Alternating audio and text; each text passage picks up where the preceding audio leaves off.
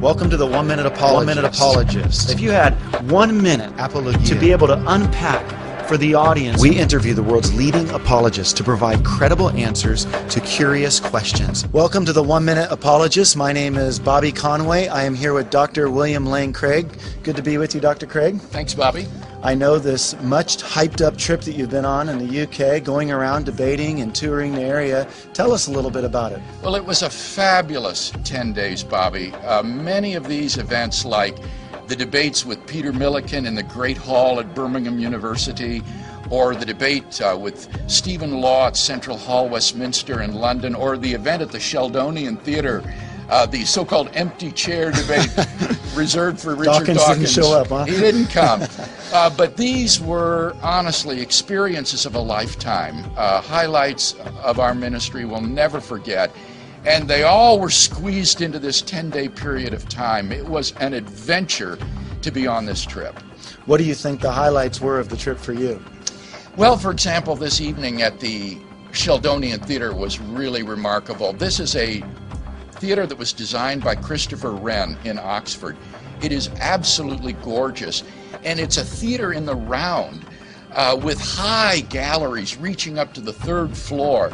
And we were down on the main level. There was an empty table for Dawkins next to me. And then when he didn't show up, they brought in 3 Oxford University panelists to respond to my talk on the God delusion. And as I said, I almost wish Dawkins had shown up, because now it's 3 against 1 instead of 1 against 1. But we had a great evening, and I think it so enhanced the credibility of Christianity in the eyes of people to see a Christian thinker being taken seriously by Oxford philosophers and interacting with respect and civility on these important questions of God's existence. So that was a fantastic evening. Similarly, the debate at the University of Birmingham, they had rented this great hall, just a massive, awesome hall, and it held around 1,000 people, and I thought, how will they ever fill this? But as the debate approached and we sat on the stage, people were just streaming in, streaming down the central aisle, filling this auditorium until the whole thing was filled. And then Peter Milliken from Oxford University and I had a very substantive debate on the issues, and again, just to see a Christian taken seriously by an Oxford don, prominent philosopher, treated with respect as a peer and an equal, I think just spoke volumes to both the Christians and the non-Christians in the audience. So that was certainly a highlight as well. One of the other highlights I've got to tell you about was the debate that took place at the Cambridge Union in Cambridge University.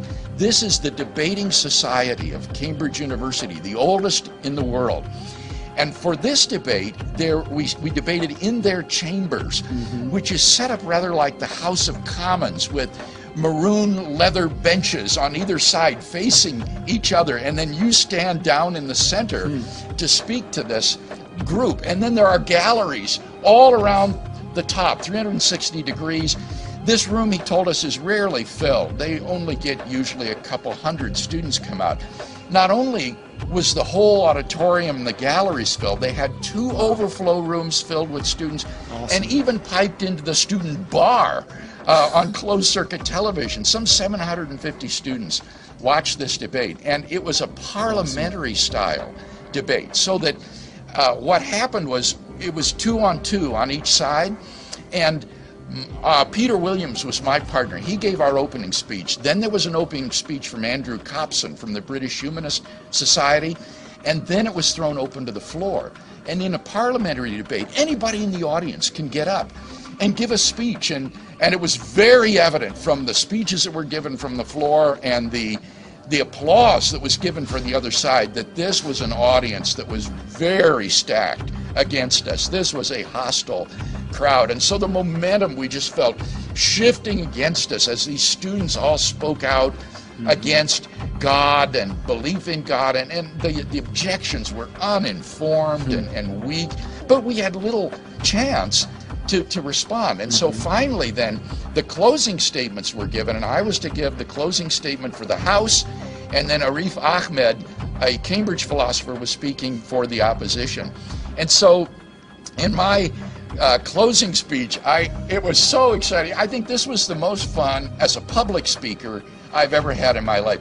I just strode around the central well of this auditorium, walking right up to the opposition and speaking to them close, face to face, and then talking to the students, trying to explain to them the errors that the other side had made, why belief in God is not a delusion. And after the debate is over, the students would exit through 3 doorways, one voting with the House, one voting with the opposition, and one abstaining, so that by which door you exited, you registered your vote. And so then I closed with a final appeal to students to go with the House and to vote aye on the resolution, because to vote otherwise is to say that all of their believing friends are all deluded and irrational, and surely they're not that judgmental. Well, as it turned out, they then took a vote, and in the student bar afterwards, they announced the vote, and this girl came in ringing a bell loudly, and she said, "Hear ye, hear ye, and we have a house divided." And she announced the vote, and our side won by 14 votes over the opposition. So it was just a magical evening. I've never experienced anything like it in my life. Well done, Dr. Craig. Thanks for going out and sharing and giving a great defense for the Christian faith. We appreciate you. It's a tremendous privilege and a great joy, Bobby.